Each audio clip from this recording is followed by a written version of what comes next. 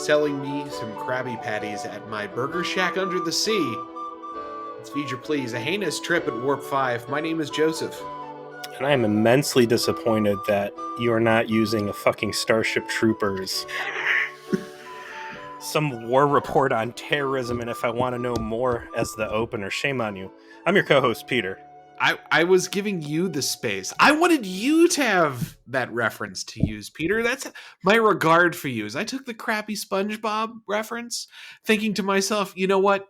My co-host, my compadre, over all of these years, over hundreds of episodes, he deserves to make that joke. And then you just took a steaming dump all over me. I have Look a at you. podcast. I'm not here to create. I'm here to critique and tear down other people's work. Yeah, speaking of that. That's a great pivot. All right, so we've got a Discord, which I very frequently forget exists, but I was driving on a long road trip and I actually looked down at it. And there was some discussion about Picard Season 3's announcement trailers, which San Diego Comic-Con was just going on this past week. Lots of news. Most of it I don't care about. The one I do care about is that Orville's going on Disney Plus, and if you're not watching Orville, you need to give it a shot, get them eyeballs on there. But all this Picard Season 3 stuff comes out. I personally could give a shit. Like, 2 bad seasons. I don't care what glass you're breaking to get access to the nostalgia to try and pump some money out of there. Whatever. That coin no longer spends in this realm. You had your shot. I mean, maybe if it's fucking super amazing and I hear it on the street, I'll give it a shot the way that I'm supposed to be watching Strange New Worlds, which, knowing that second episode's supposed to be the bad one, I have not found it in myself to go for it, man. I think it's bad, although some more of the cynical fans that we have that have watched it really like that episode. I fucking hated it, but that's because I just hate Uhura. So that's like one of her like episodes. So we led to some pretty interesting discussions, and there was talk of virtue signaling coming out of Kurtzman, and is he out to make good Trek? Is he out to just stunt and try and pad his own resume for California there, whatever? But Sparkly 1982, who I do not know from the Facebook group, so that's just the name we're going with here, had an interesting comment, and it was that Kurtzman's tendency for virtue signaling, or the studio laying backlash for any poor ratings it gets on the door of ne'er-do-wells on the internet, it might be a valid one. And they kind of go into to say a little deeper. I think it needs to be said that some of the loudest complaints on modern Trek do seem to come from a place of misogyny, racism, LGBTQ plus phobia, when in fact there are way more valid reasons to critique Picard in particular. And it really got me thinking the importance, as the internet continues to grow, social media access. Once upon a time was just 4chan. That's where you're seeing nasty stuff. Now it's everywhere. Twitter especially. And you can see in the news the number of Twitter bots and stuff like that out there. I think it's very important that you as a consumer of media understand and trust the circle you're turning to for reviews, critiques, praise, and condemnation. Because there's a lot of bullshit out there that needs to be just viewed for what it is, and it's weaponized propaganda to either try to boost product or to try to explain away the failure. You can have 100 people say, hey, I kind of liked, or I didn't like this thing for these structured, valid reasons. And then you have one guy say, well, I didn't like it because the main character is black, or I didn't like it because there was a gay person involved. And now you've given so many sites spinning out in defense. People are attacking this simply based on phobia-ism reasons. Believe it or not, Red Letter Media clocked this clean probably 6 years ago with Ghostbusters. So we all remember the Ghostbusters from like 2016. That was the all-female reboot Ghostbusters, like Kate McKinnon, Kristen Wiig. It was a Feige production. And It wasn't good. It was, in fact, pretty poorly assembled film, not very funny, lacked the energy of the original comedic Ghostbusters film, to say the least. But I think it became a famous cultural touchstone because criticism of it was characterized as solely being about the fact that it was a full female cast reboot of the franchise, and that any criticism of it was thus entirely invalid, misogynistic. And the Red Letter Media guys did a whole takedown of, like, we did an analysis of every single YouTube comment on all of the Ghostbusters like official media on YouTube, and found and like looked at like the historic archive before they deleted things, and like actually counted the amount of comments that said something like that versus all of the other comments that had something else to say, and pointed out like very few people actually had that criticism. Most people who hate your product hate it because it was bad. You decided as a marketing ploy to focus on this bad faith criticism because it allowed you an angle to promote your film as supporting it as some sort of social good. That was the first time I think I've seen that tactic used. It was successful in its own strange way because it allowed the film to do well right out of the gate, but then it fell apart because it was shit. And now you see that more and more with franchises, pop culture tentpoles, films, TV, where cultivating bad faith criticism on purpose is part of the marketing ploy. Like, oh, I pissed off enough neckbeards that I inevitably got to say some stupid shit about it, and now I can use that. Now it's somewhat true, and I can word it in a certain way. And also, I mean, who's double checking articles from BuzzFeed? Who's holding any of these guys accountable? What I'm getting to is that in doing this podcast and having the trauma support group and having the Discord, uh, it's nice to have an expanded pool of people out there to talk about Star Trek that aren't just complete randos on the internet, right? And Yeah, when that's the people are, best part of doing the show, quite frankly, has been building the community that we have to actually talk about this stuff. And they've stayed cool the entire time, and everyone's like on the same page with this is a good faith. This is a good faith criticism area, you know? there's a lot of disagreements. It's always brought reasonably. Nobody's swinging for anybody's face. And when people do say stuff that's an outlier, I go, okay, well, this is somebody I see a posting history of. I understand them, and I can see where it's coming from. It's not just everybody's having a conversation, then someone comes in and drops some real raw, crazy stuff out of the blue that I've never recognized before. Because marketing is dirty as fuck. And there are people out there who do go out just to stir the pot, to get those screenshots, social engineering. I used to ever tell you about my little side gig, my dirty side gig back in college.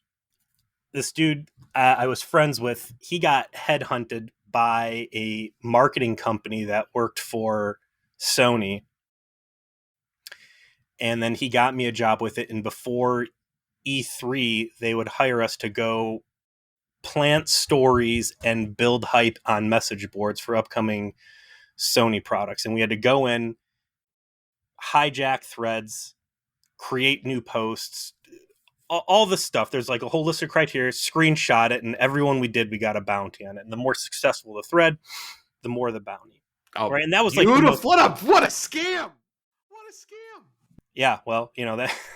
What a beautiful scam. I wish I could have done that scam. Well, let me tell you sometime about the 989 Studios tournament scam we ran. Oh God. That'll be some Patreon content. What we did there might have actually been illegal. I don't know. Some mid-2000s realness here for you. We did a lot of dirty things. I was going to say just to get that free network adapter for the PlayStation 2, but I think we actually got we connived a free trip to Hawaii out of that. Although I got blocked out of that by what would become his wife, which I'm still stink about. Ooh. But anyways, I mean, people are out there doing dirty shit. People are out there getting paid to do dirty shit.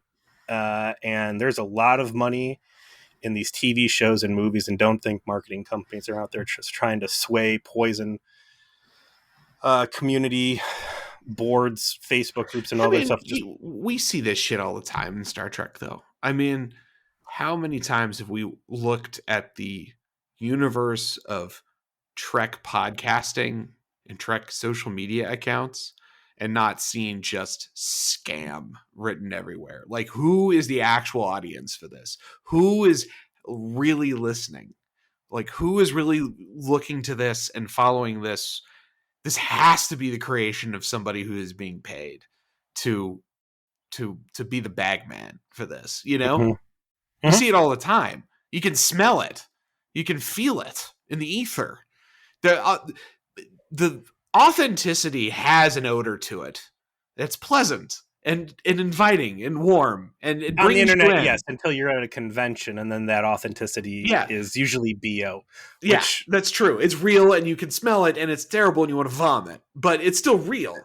But like the shills, that also has an odor, and it's very distinct. It's very acrid. Speaking of these nasty smells, and I know we're already at 12 minutes here, but it's worth mentioning. I'm going into a dirty place this weekend, Joe. Where are you going? I found out about you remember but Artemis, the bridge crew simulator? No, of course. You were huge into that back in the day. I know. Well, listen, I found out there's a fucking convention going on about 10 minutes away from my mom's house up in Cleveland. Oh, I saw that. You're going? Yeah. I can't not. It's literally 10 minutes. So I'm going to go up there with my kids, dump them off at my parents' house, and I'm going to go venture into, I don't know, but I think you know. I think you know exactly what you're going to turn right around and leave, but maybe I can find my pre-COVID convention fortitude and stick it out and maybe, I don't know, name drop. Hey, Peter, as a man who spends weekends playing in Magic tournaments, I cannot and will not judge you for what you're about to do. Except hopefully I can come out with some good stories. I was going to say, bring a full report, plug the podcast. I mean, if you're going to find a willing audience anywhere, it's going to be there, you know? Only I had some stickers to drop. You know, Kevin's done a lot for us. I'm not gonna rag him. But things that I do request we talk about is this episode of Enterprise. What is it? Season 1, episode 24, Desert Crossing. We were supposed to talk about this last week, but we didn't because someone tried to steal your car, and that kind of threw a monkey. Threw me off. Tiny bit. Everyone's fine, by the way, including the car, mostly. Very disappointed that this is the episode that has had to sit on the plate for 2 weeks, and also cost me actually watching an episode this week. It's been a while since I've watched Star Trek. I listened to our podcast for Data's mom, whatever, Fallen Hero. You ended that one with pretty high praise of this. What were you thinking, Joe? I was thinking I kind of liked it still. Oh, get the fuck out of here. Yeah, I mean, I think this is a fine little episode of Star Trek. It's not spectacular, but it's pretty good. Clancy Brown's presence does a lot to like soothe, perhaps the rough edges. You know, he's just so fucking ridiculous. Clancy Brown is in a lot of great stuff. Most notably for me, Starship Troopers. His role in Detroit Become Human. Have you played that yet? I have keep not. Asking you. You need to fucking watch it or play it. I mean, it's a quantum dream game. You're watching it even if you're playing it. Yeah, that's going to be some Patreon content there. Highlander. What else is this guy in? I mean, Clancy Brown is a classic. That guy. He was in the Shawshank Redemption. Of course, he was the security guard in Shawshank Redemption. Captain Hadley. The reboot Nightmare on Elm Street. He was Parallax's voice in Green Lantern. He was in Cowboys and Aliens as the preacher. It's funny. I was thinking about that movie the other day. Like, they really thought they had something going there, I think, and they did not. They had a lot of talent, both behind and in front of the camera, and then managed to not make a very good movie, which was quite impressive. Yeah. He was obviously Mr. Krabs in SpongeBob SquarePants. Highlander, as you mentioned, as the Kurgan, as the villain. I mean, he's been in a lot. This dude has been in he's a classic that guy.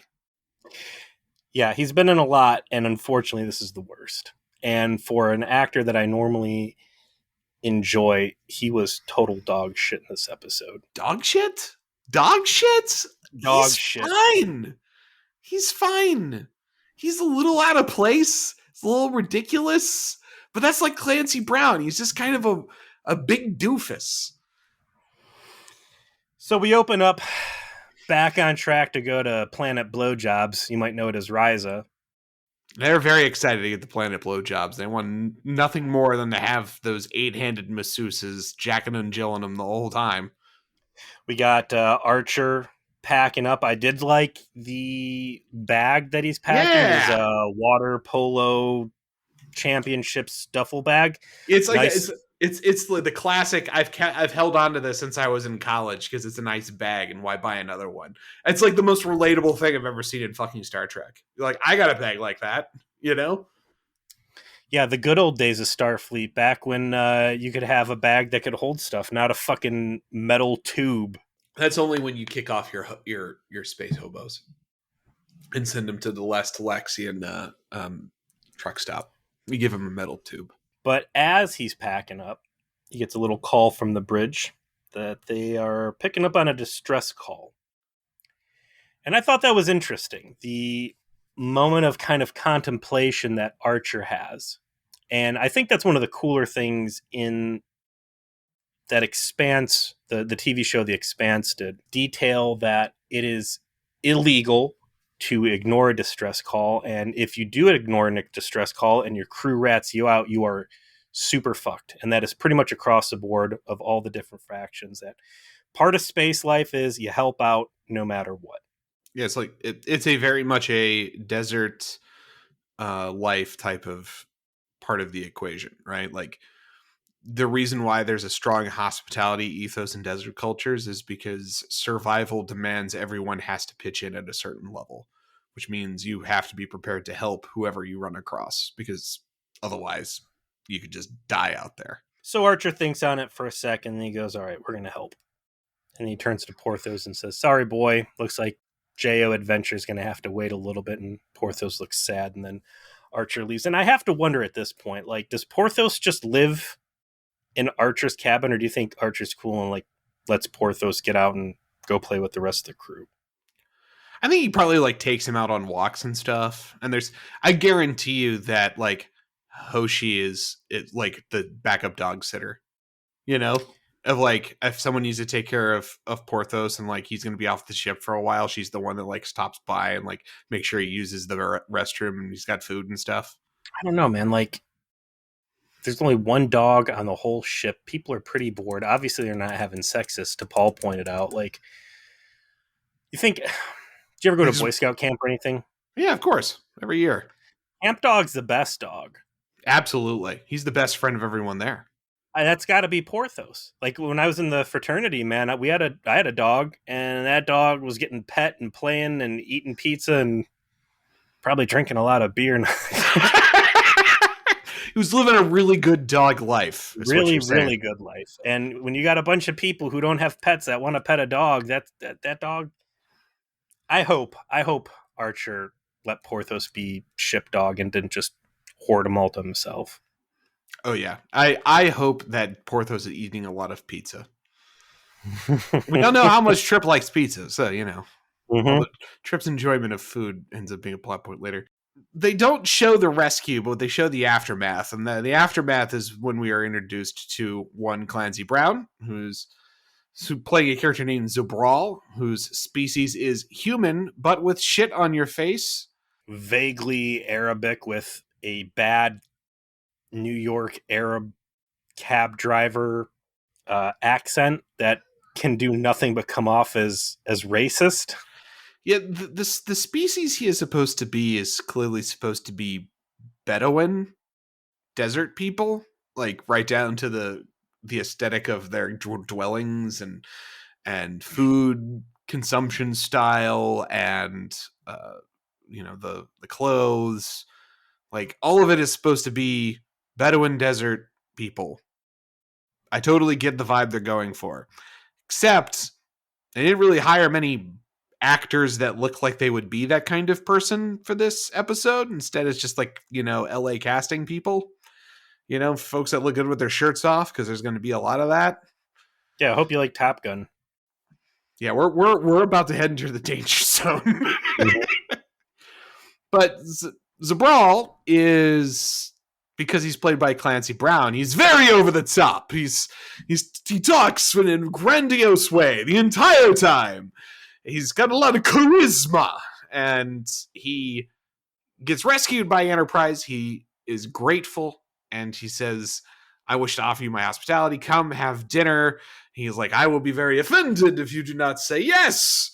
And eventually Archer is won over by his charm and says, okay, fine, we'll come visit. Also, his ship is terrible CG. It's like some of the worst they've ever seen. Cut back to the fact they don't even show the rescue of this ship. How many more episodes do we have this season? 2. Is there like crazy special effects spectacular waiting for us somewhere? The finale does have a fair amount, if I recall correctly. Next week does not. Next week is a lot of sets. I think it's a more expensive episode. A lot of money on the pilot. Yeah. That's like every other sentence in the memory alpha for the pilot, Broken Bow. Yeah, movie level expense. And since then, I have not seen a damn thing that has impressed me. Special effects speaking. Like even all the shitty gunfights, like, yeah, they were low energy and shitty, but like just nothing impressive, nothing visually spectacular. All of the set pieces that we have seen have all seemed very low budget, shitty, and maybe that was what they were going for, to recapture that TOS feel, but I have a feeling that's not the case. And I don't know if they just spent all the money up front or what, but it's been a very disappointing season. I think that they probably did spend way too much on the pilot from the sound of it. I mean, these shows have budgets. They have an amount that they can spend to get the whole thing done. You hear about it all the time when you listen to podcast episodes where they interview people who directed TNG episodes, particularly cast members, where there would be these little micro fights over in production of like how much was going to be spent on this episode, how many effects were needed for that one, because people wanted to have more access to more money. And if prior episodes were cheaper, it freed up some resources for them, right? Because these budgets, while they're not like set in stone, they are also difficult to justify additional appropriations for. And as someone who works in, this kind of world, like I get probably the drama they dealt with. So they go and they spend a fucking mint on the premiere because they want to get off on the right foot. And here we are in the dog days of Enterprise, and they don't have that much money left to do effects with. They can't really do over the top stuff anymore, and so they got to kind of be cheap. Well, congratulations, mission accomplished, including the alien makeup here. How did these guys the non-existent alien makeup? Separate these guys from humans for me real quick. Yeah, they got like weird little tattoo on their chin and some tattoos on their chests, and that's it. Someone took a Sharpie and drew a goatee, but it was like a squiggly artistic goatee. And that's these guys. Not a word out of any of the crew members' mouths about, hey, listen, are these dudes human? What's going on? How did humans get this far? Nope, just they're humans with chin tattoos. Clearly there has this really weird, they look exactly like us, right? What is this? Not a word about the resemblance whatsoever. They're humans, but they spend about 35 minutes in the makeup chair. What the fuck is this? So Archer allows himself to get strong-armed into going to dinner. He goes to Trip and says, hey, you should go on this adventure with me. And Trip's like, yeah, but the desert sucks. We're going to keep talking about this training mission back during Starfleet where I had to eat snake meat. I hate the desert. It sucks. I want to go to Ryza and get a rub and tug. I do not want to go to a desert planet, take someone else. But okay, maybe I'll go after all. So basically, Archer uses the undefeated method of persuading your bro to do something, which is Come on. Right? Works every time. Undefeated against one's bros, and he does it, so it works. He wants to go to the desert planet with his bro, so he talks him into it. Speaking of cheap special effects, the shuttle pod descends down, and we get a sweeping vista of planet KOTOR 1. God, yeah. This was like early Tatooine, right? This is early LucasArts. No, like in KOTOR, it's supposed to be like prehistory Tatooine with like that mining company on there Zerka instead. Corp. Yeah, of course. Zerka Corp, yeah. The bad guy of they're the ones that left the sand crawlers there that eventually the Jawas picked up. That was cool. Back when Star Wars had coherent lore. Continue. Speaking of things that won't be released, the remake of that, womp womp. Yeah, I just saw they shit can that one. They land. They go in. We get more Middle Eastern appropriation thrown at us. Yeah, so they go for the vibe. They've got the little, Adobe-ish, desert buildings. They're eating out of like what looks like a wood clay plates. They're using like bread as their utensil. And if you've ever gone to like a desert culture and eaten in a place like Egypt or that sort of thing, this probably seems pretty familiar. They eat all of the parts of the things, and nothing goes to waste. Cue that boomer humor as we watch Archer eat balls. The essence of the male. Listen, you get street food in some places, that shit's gonna be delicious. Balls can be good. I'm just saying. Well, if you're into balls. Yeah, I like to stick the balls directly in my mouth, but only after they've been seasoned. They have to be seasoned and cooked correctly, and then you wash them around. You really get. I let them fill. I'm glad to hear that. You might want to check out an episode called Vox. Vox Cum Shot. I think that might be good to watch while you're eating. You got to help me with this one. All right, you're the one that liked it. Okay, so they're there. They're eating. They make small talk about things. Archer makes a comment of liking the tapestry. He tries to give him one, and instead he gives him an artifact from a Suliban, which kind of gets his attention for a moment. And they get to the end of the meal when apparently some fucking desert lacrosse is about to get played outside, which they call Gescada. I, at this point, am hoping, if we're going to go to desert lacrosse, tell me you got the guy who played Ayala out there as a stunt double for this. Got to, right? Got to. Please. No. Motherfuckers. And their cheap, shitty late season budgets. They couldn't afford that smoldering catcher money. They could afford to get Trip and an Archer to go shirtless and then have slow-mo fucking stunts where they're getting thrown around in these desert sand dunes. I don't know where they shot it, but it was actually authentically a desert. They are out in the fucking sun on a fucking dune somewhere doing this shit. I'll give them that, right? They actually shot these stunts. For actors to go out there and fucking sweat it out like that. Okay, cool. But then this is when the plot starts to happen, which is the government of this planet that they decided to go to phones up to Paul and is like, yo, why are your dudes hanging out with terrorists? Bah, bah, bah.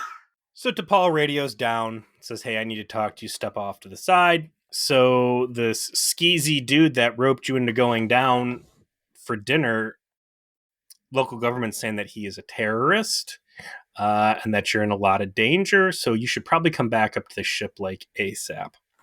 Archer begins making up a little story as to why he and Trip need to withdraw immediately. And I guess the episode does a kind of a good job because I'm waiting for these guys to pull guns and say, yeah, actually, you're prisoner and this is going to be how it is. But instead, it's Clancy Brown basically, guilt tripping him. The episode does not ever actually go into, is Clancy Brown's character a good guy or a bad guy? It instead focuses on the weirdness of the situation that Enterprise finds themselves in that they rescued a guy, he said, "Kay, come down for dinner," and before they know it, they're involved in an interstellar incident, and they're involved in like a war on accident, and all they did was just show up to have dinner and play desert lacrosse, right?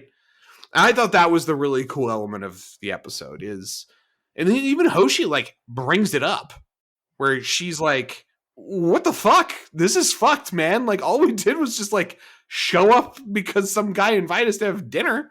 And now we're like running ops to try and like beat these guys as they do bombing runs so we can save our captain from sudden death and hopefully not like getting shot at. Like, what is this?"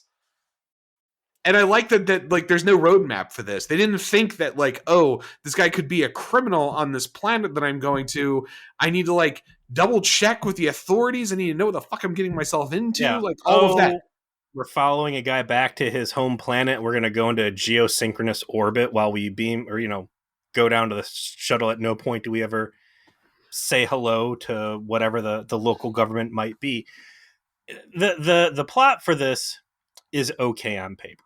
I think it's just hokey and shitty in practice. So I can agree that conceptually there's some good stuff going on here. Unfortunately, instead of focusing on these concepts and how they want to go about dealing with it, the agency of Starfleet gets robbed pretty early on because Clancy's like, listen, I know that because we're monitoring your transmissions that you were just talking in Enterprise, and Enterprise was talking to the government, and they say we're terrorists, and that you're leaving basically because you're scared. But I got something I want to show you. So, even though you've been told your life's in danger and that I'm a piece of shit, you want to go back to my house? I got some wide coolers. I got a GameCube. We can bro out. I do agree with the sentiment that you are putting out there, which is Archer deciding to entertain whatever Clancy Brown wanted to talk to him about seems a little off. Why wouldn't he be like, "Listen, you're a nice guy. Thanks for dinner, but I'm not getting involved," and bouncing what is Or, hey, clearly you're correct. a nice guy. You lured me here under false pretenses. If you want to talk, we can do it up on my ship, but I'm not going to be fucking stupid and go back to your house and get caught in your fucking rape dungeon or whatever might be waiting for me back there. He ends up going back, and Clancy Brown's like, here is what seems like a really sticky, ugly political situation. Yeah, some real like people are being racist at us type of situation, and we don't have rights. So we're attacking urban centers and doing stuff that certainly does sound very terrorist-like. But that's where you come in, because I have it under good authority that you just did the super illegal jailbreak for these Suliban guys from Dean Stockwell's concentration camp. And they told me what a badass you are and how you just love running around and sticking your nose where it doesn't belong and getting violent in situations. And that I was I love that. Right. I was not expecting, being someone who watched 7 seasons of The Voyage, I certainly never expected consequences to come into play. I just thought it was a very clever way to show the space telephone game, right? Because he gets an overblown version of events from people of what happened, right? Like it was thousands, and they blew up the fucking whole like military base and all this other stuff. But also that his actions have consequences. This man has a rep now of sticking his fucking dick in other people's mashed potatoes. And so somebody who's interested in a big dick showing up and putting it in fact, guns in hands, space guns in terrestrial hands. Yeah, like suddenly you're getting sought after by people who are interested in that reputation that you didn't even want to begin with. Again, great idea here. That's why I like this episode, is that it's one part, oops, all we did was show up and have like dinner and now we accidentally involved in some shit. We got to think about our actions, more than kind of the surface level before we get into fucking shit like this. that's an interesting idea for like the first deep space exploration vessel to kind of blunder into. And then second, this is happening because of shit you've done. Like, these people looked for you. They wanted to do this with you. I mean, this is early Star Trek prehistoric history, basically. Mm-hmm. Yeah. But, like, it's still spaceships. They still have the Next Door app. And turns out, Jonathan Archer, your Enterprise has a little Next Door rating as well. And I like the idea that there wasn't like a guidebook for them to follow on, yeah, before you take an invite to dinner from somebody, you should probably check with the local space authorities to make sure you're not involving yourself in an interstellar incident. Like, I actually think that plot point makes sense. Yeah, him not leaving right away, like a little like, we're going to let the plot happen kind of oopsie doodle there. But him showing up to begin with and being like, yeah, fuck it. First contact with the species. It finally went well. Yeah, fuck it. Let's have dinner. You know, like, that makes a lot of sense to me. There's, again, on paper, there's a lot of good stuff here. But if we're going to get the plot pen out. Nice sound effect. Yeah, let's see how I'm saving you time. Yeah, I can appreciate you. You want sound effects in this podcast, you better bring them yourself. BYO SFX. So take this Clancy Brown joke of a character. I mean, basically, this dude's portraying Zangief from Street Fighter 2.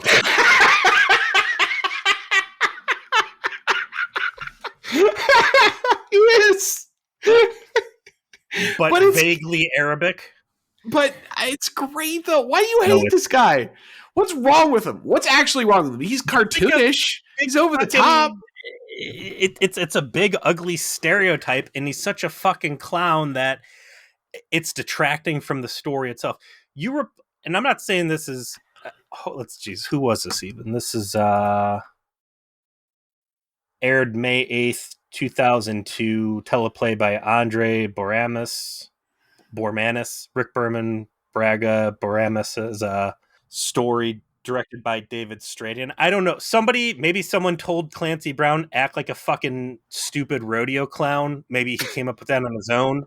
He's just being a big overacting goofball. Listen, you said ugly stereotype. What is ugly stereotypical about this? That I think that's not actually true. Nothing is negatively stereotyped here. I'm a big fucking white guy, and I'm going to do my worst Aladdin bizarre impression possible. Like, he might as well be the guy that Aladdin steals the fucking bread from. Only it's white guy Clancy. It's fucking Sergeant Zim from Starship Troopers. There is a way to have this character appear as respectable. I don't know. Throw any adjective in there that is not a fucking clown, because that's what he should have been played by John Rhys Davies. He could have been Sala. Well, I'm going to say on record then that John Rhys Davies is a way better actor than fucking Clancy Brown on this one. Listen, there's a way to put this character in here that works for the freedom fighter angle that they're looking for, right? There is a great story here about why you don't just drop into a planet unannounced. Some fucking guy in a broken down ghetto sled sent out a distress CG call. ghetto sled. Yeah. There's a great story here about the repercussions that happen when you go against Admiral Forrest's orders and insert yourself into interspecies conflict that Earth has no part in. There's a great story about why sometimes you just need to nope out and not get involved when there's bitter localized conflicts. There's a lot of pondering, God, how did I bring this onto myself? I think and especially with Trip, arguably Archer's best confidant, the guy who should be able to call him on his bullshit, right? Mm-hmm. Lots of runway for introspective discussion as to what Archer's really doing out there and the need for caution. Again, maybe the Vulcans are right on some of their first contact protocols. maybe reviewing back on some of the other misdeeds and nonsense they've gotten involved in, whatever. A lot of opportunity. Instead, throw all that in the trash, and 55% of this episode is dude stuck in the desert with heat exhaustion. That is the part that sucks, is that halfway through what was an interesting plot, they decided to make it the Trip's not very good at surviving in the desert, and apparently Archer is an absolute fucking stud and tries to get him through it, and it's way too much time on that. Way too much time. There needed to be like 12 minutes of that max of your runtime. Okay, if you want to do the survival part of the story, you want to like build that as like a B element because Trip didn't want to go and blah blah blah, then go ahead, do that.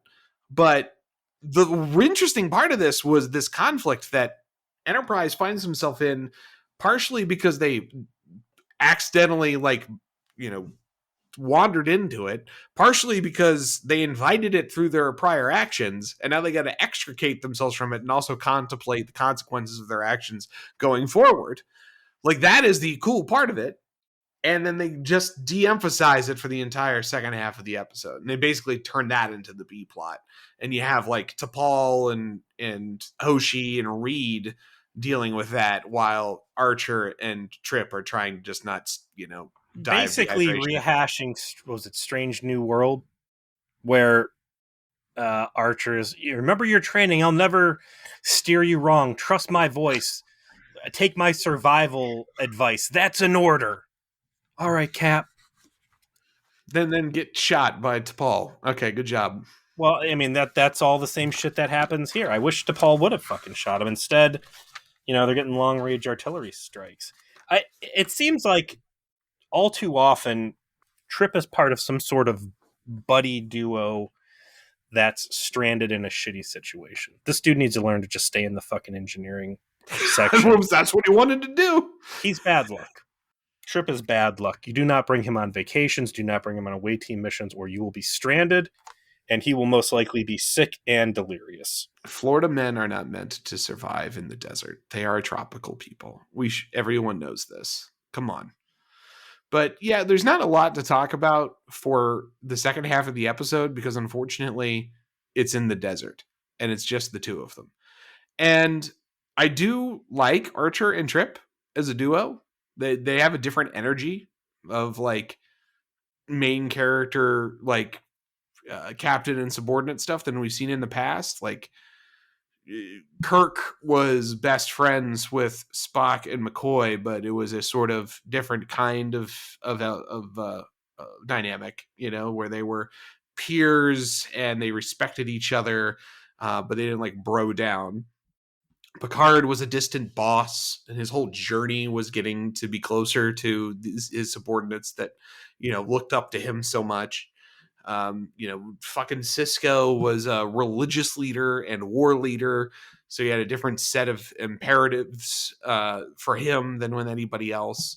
You had Janeway, who was trying to keep two different kinds of crews together to really challenging situations, so she was part captain, part matriarch, and that was her dynamic. And then these two, they're bros. They've been doing this shit together for a long time. One's the boss, one's the subordinate.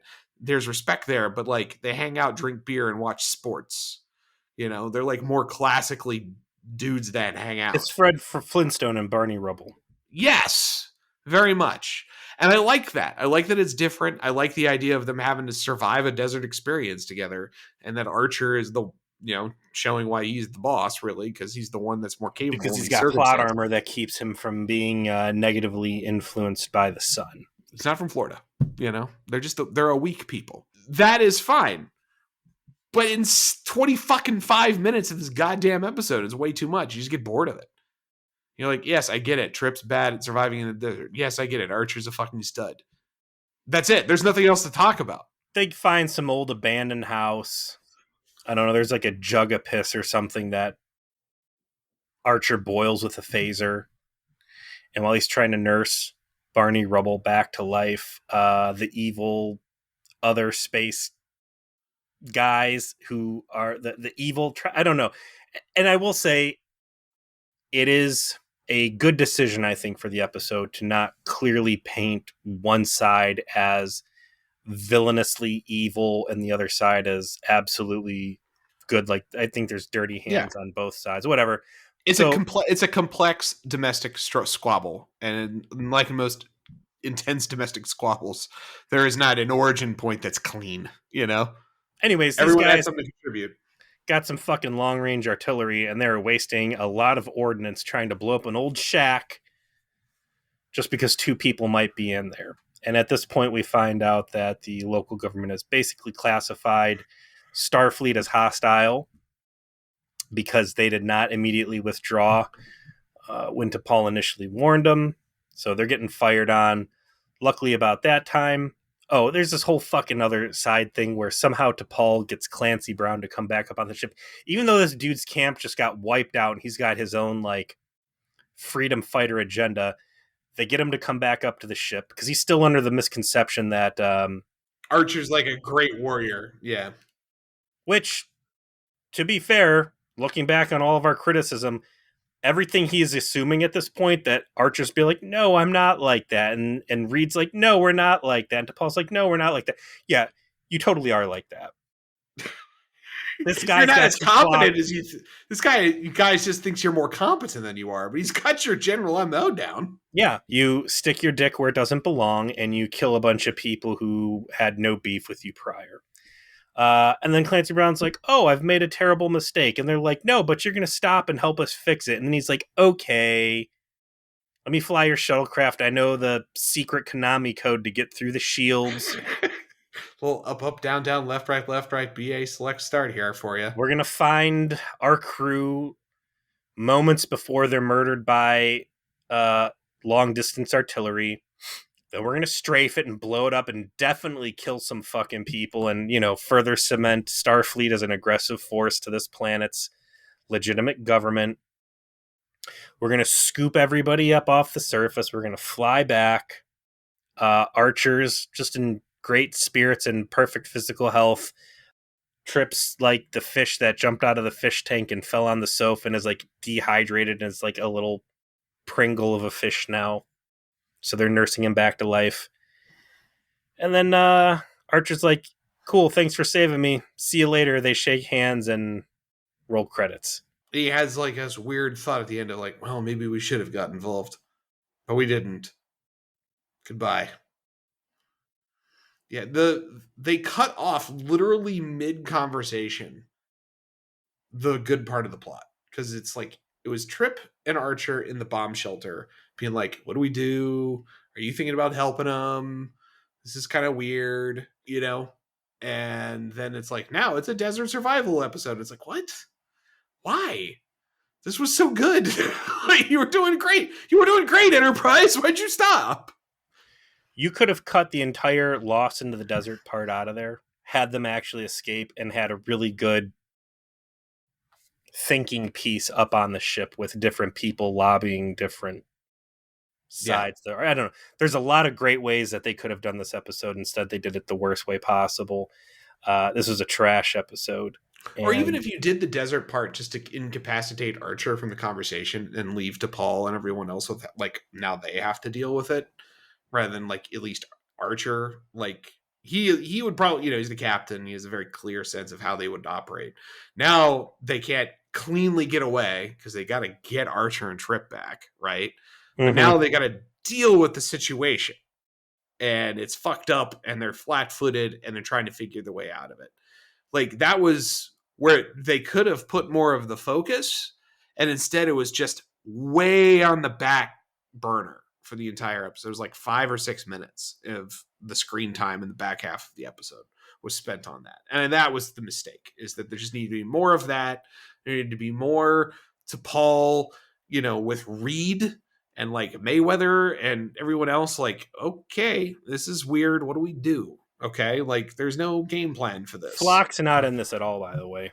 Yeah, I think it's the only episode this season he's just not appeared at all. They foreshadowed that Clancy Brown had dealings with the Sulu Bond because that's the trinket that he gives Archer, right? And Archer kind of raises an eyebrow, like, why does this guy know about Suluban? So I got really excited there once Clancy Brown's like, yeah, listen, man, you did that fucking jailbreak over at the detention center. And I got so excited. I was like, man, like, there's been a few times back in Voyager, specifically, God, what was the one with that dude from RoboCop? Arturus, Yes. right?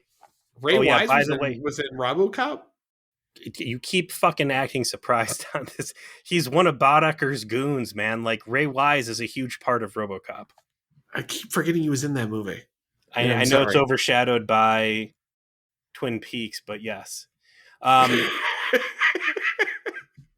He, hey, listen, here's some fucking offhanded dumb shit we did, and we're going to go back and we're going to basically validate the existence of this episode. These crazy things we did by making there be repercussions and consequences down the road, something that might have seemed like a complete piece of garbage episode like Detention, now all of a sudden have a value, right? We're going back, we're re-examining this. It was shit we did. It wasn't maybe the right moves, or maybe it was, but we're going to have to deal with this fallout. So I got real excited about this episode for about 15 seconds before it evolved into that desert survival bullshit. But I don't know, man. I still will defend it. I still think that overall this episode was trying to do the right things and just kind of ran into itself when it decided it wanted to do some broing down with Trip and Archer and spent too much time on it. But I don't think it takes away from the ideas that it did put down, which is Archer as a rep, his actions have consequences. People fucking know about Enterprise. It's not necessarily what he wants them to know. And also, is this a thread they're going to continue? I mean, is this entry one into several adventures dealing with these concepts? Throughout the first two seasons, and not so much in the third, because that really is a pivot point where the focus of the show very much changes. But in the first two seasons, yeah, like this continuity threads of like Enterprise's adventures get known and it has consequences does continue to develop. And I think maybe because I have that context, that's why I like this episode more, because I see the threads that are starting to develop there. I do also want to reach in real quick and critique T'Pol's decision to go down and rescue Archer, and on the ship it's her and Reed. Like, at that point now, like the top 4 people of Enterprise command structure in a hostile orbit with people actively shooting them, like, are on the surface. It's a lot of that's Hoshi in charge at that point, right? I think so. Followed immediately by fucking Mayweather. It's like you're leaving your most junior officers in charge of the ship a lot. Like a fucking lot, guys. Bad moves. So, you know what's not a bad move? Our next episode. We're moving into season 1, episode 25. 2 days and 2 nights. Oh no, it's Reed and Trip again. 2 people I don't want sharing scenes, episodes ever again. Archer, Hosty, Travis, Malcolm, and Trip have decidedly different experiences during shore leave on Risa. Meanwhile, on Enterprise, Phlox enters his annual hibernation cycle. Directed by Mike Dorn? Old Worf, huh? I don't know if he's got a lot of directing credits here. I think this is his only Enterprise episode, actually. Yeah.